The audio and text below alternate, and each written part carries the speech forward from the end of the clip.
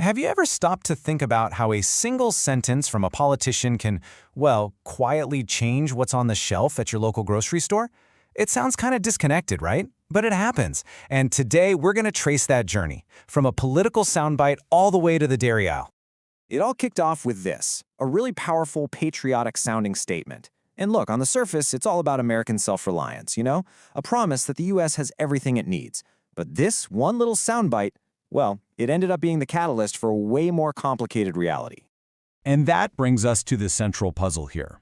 I mean, the U.S. is a global giant when it comes to milk production. So if we really have a lot of everything, why are people in cities all over the country starting to notice gaps? Gaps where their favorite cheeses used to be? The answer's probably not what you're thinking.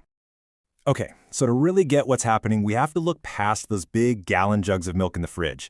The actual dispute, the one that's causing all these disruptions, it has almost nothing to do with the milk you pour on your cereal. It's all about something much more specialized. And here's where it gets interesting. That specialized trade is worth $500 million.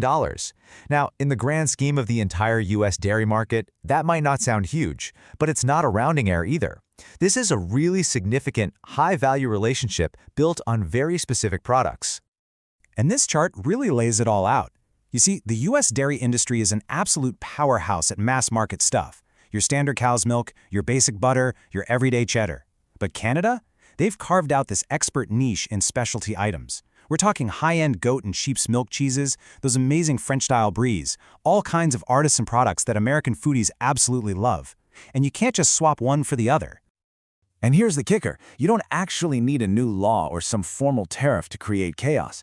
Just the threat of a policy change, the political talk itself, is enough to send these ripples of uncertainty through a very finely tuned supply chain. Let me show you how it works. Think of it like a line of dominoes. The second a statement like, "We don't need their dairy," hits the news, the first domino falls. Importers immediately get nervous about what tariffs might be coming. Distributors start to worry they'll get stuck with super expensive inventory. And that caution, that uncertainty, it just keeps tumbling down the line until it lands right on the store shelf and in the restaurant kitchen. You can just imagine the flurry of phone calls and emails. Restaurant owners whose whole signature dish might depend on one specific Canadian goat cheese, they're scrambling. Grocery buyers might place these huge buffer orders just in case, which, ironically, cranks up short-term demand and can make prices spike for everyone. It's a classic case of fear creating its own problem. So all of this chaos behind the scenes, well, it doesn't stay behind the scenes for long. It eventually leads to something very real, something we can all see, and we're calling it the empty shelf effect, where the consequences of political speeches finally show up in our day-to-day lives. And this is exactly what it looks like for you and me. You go to the grocery store, and, that spot where your favorite brie always is, it's empty. A chef might quietly swap out that amazing Canadian chèvre for something different. And that fancy cheese board at your local wine bar, it's just got a little more expensive. None of this is an accident. It's a direct result of that first ripple of uncertainty. And you know what? People are absolutely noticing this stuff. They're on social media, posting pictures, asking, "Hey, what's going on?" But usually, the connection just isn't that obvious. It's really hard to trace that empty spot in the dairy case all the way back to a speech from months ago. But believe me, that line is direct. So this whole situation really pushes us to ask a much bigger question. The rhetoric is all about national pride, right? About being self-sufficient. But how does that ideal really stack up against the incredibly complex economic reality of the world we live in? Well, it kind of flies in the face of this huge economic idea called interdependence. The concept's pretty simple, actually. No single country, no matter how big or powerful, is the absolute best at producing everything.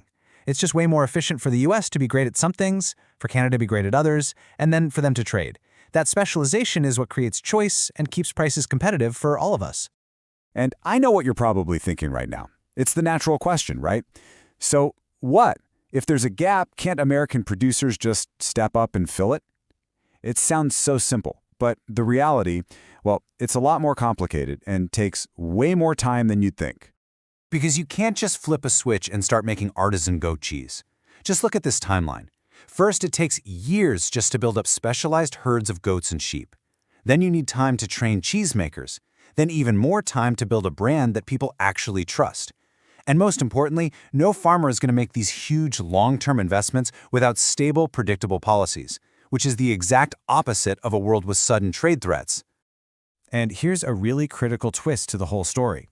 Canada isn't just sitting around waiting for the US to make up its mind. Their producers are out there actively finding new customers in Europe, in Asia, in the Middle East, places that are thrilled to get their hands on these high-quality cheeses. They have other options.